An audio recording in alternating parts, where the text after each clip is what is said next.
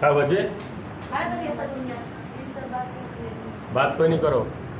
प्रतिच्छेद करती है। देखो एक्स वाई यहाँ दिखाई दे रहा है और एम एन दिखाई दे रहा है। ये दोनों रेखा कौन बिंदु पर प्रतिच्छेद कर रहा है? वो यहाँ लिखा हुआ है कि नहीं लिखा हुआ? आगे कह रहा है कि यदि पी ओ वाई बराबर तुमको दे दिया है पी ओ वाई बराबर 90 डिग्री। पी ओ वाई बराबर तो देखो यहाँ पी ओ वाई ये जो चरकोन बना हुआ है क्या डिग्री है? उसका वैल्यू 90 डिग्री दिया हुआ है।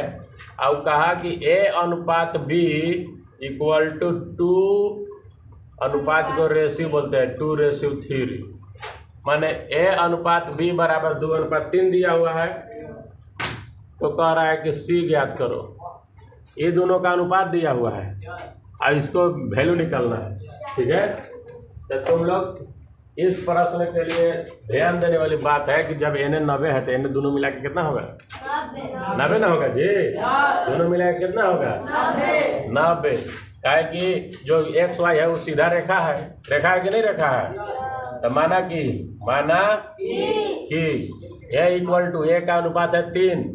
अनुपातिक योग करने आता है? देखो अनुपातिक योग करेगा। अनुपातिक हाला मत कीजिए। अनुपातिक योग 2 और 3 जोड़ दीजिएगा कितना आएगा? 5। यहाँ लिखाएगा कि चूंकि एक्स वाई एक रेखा है। एक्स वाई क्या है? रेखा है। और उसके ऊपर कौन किरण खड़ा है? कौन किरण खड़ा है? किरण ओपी खड़ी है कि नहीं खड़ी है? तो रैखिक युग्मन कौन युग्मन? कोनों का रैखिक युग्मन क्या होंगे?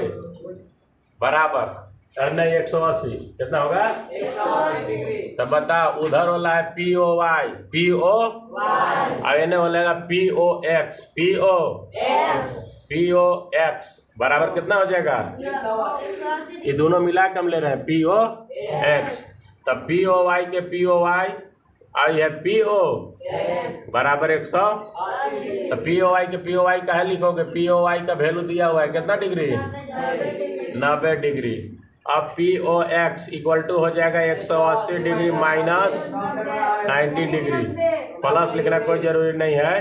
P O X equal to हो जाएगा 90। मतलब इधर वाला भी कितना होगा? वो हो ही करता है कि वो लाइन है तो इधर 90 तो इधर कितना होगा? लेकिन इन 90 दो भाग में बटा हुआ जी। ये अनुपात में दिया हुआ है ए और बी के रूप में। अनुपातिक योग तो पहले ही से निकाल लिया 3 2 5। तो उसका वैल्यू निकालेंगे ए का वैल्यू। ए के लिए अनुपात कितना है? 2। और अनुपातिक योग दोनों मिला के कितना है? 5। और दोनों मिला के कोण कितना आ गया? 90 डिग्री। 90 डिग्री आ गया ना? कितना लेकिन यहाँ पी ओ एक्स लिख देता है। क्या लिख देगा? P O. अब क्या करेगा? 2/5 है ये है और गुना में इसका मान यहाँ बैठा देगा 90। तो 5 से 90 कट जाता है कई बार में? तो 2 गुने 18 करोगे तो ए का वैल्यू कितना आ गया? 36 डिग्री। कितना है जी? 36 डिग्री। बी के निकालो। बी का अनुपात कितना है? आगे वाला के आगे रहता है पीछे वाला के पीछे। और अनुपातिक योग कितना है? यो पी ओ एक्स पर न जाएगा क्या कि पी ओ एक्स दोनों मिला के या बी है। ठीक है, तो 2/5 के 2/5 और यहाँ 90 डिग्री। तो नहीं 2/5 नहीं है। कितना है? इसका अनुपात 3 है तो ये कटेगा 18 बार में। कितना बार में? तो 3 गुने 18 करोगे कितना डिग्री आएगा? 54 डिग्री और 36 डिग्री जोड़ के देख लो। 180 54 36 जोड़ेगा तो 90 ना होगा जी। 90 को जब 2 जगह बांटिए रहे हो तो दोनों को जोड़ना पर 90 ना आएगा। अब निकालना है सी। कौन कौन निकालना है? तो तुम लोग बताओ कि एम और एन रेखा है और ओ एक्स का है किरण। मतलब एम एन जो रेखा है उसके ऊपर ओ एक्स किरण खड़ी है कि नहीं है? तो यहाँ लिखाएगा कि चूंकि रेखा एम एन पर किरण ओ एक्स ओ खड़ी है कि नहीं है। चांद देखो चांद, ये तुम्हारा जब एम एन है एम और ई आ गया एक्स, क्या आ गया, तो बताओ ये टोटल कितना होता है 180 डिग्री। चांद 180 ना होता है जी। तो चांद यहाँ रखिएगा 180, तो ये दे दिया है मान बी। ये क्या है, ए के छोड़ ना दीजिए, बी है। अभी क्या है, मैंने बी और सी जोड़ना पर 180 होगा कि नहीं होगा।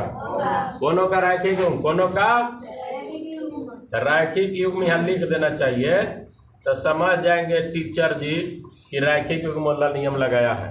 तो कोण बी प्लस कोण बराबर 180। बी का वैल्यू यहाँ निकाल लिए कितना 54 डिग्री। और सी तो निकालना ही ना है जी, सी निकालना ही है। तो कोण सी बराबर 180 डिग्री में से 54 डिग्री माइनस हो जाएगा। तो 180 में से जब 54 घटाओगे तो कितना पाओगे, यहाँ 36 निकल है, तो 100 ज्यादा है, तो 100 मतलब सी का वैल्यू 136 डिग्री आएगा। कितना आएगा।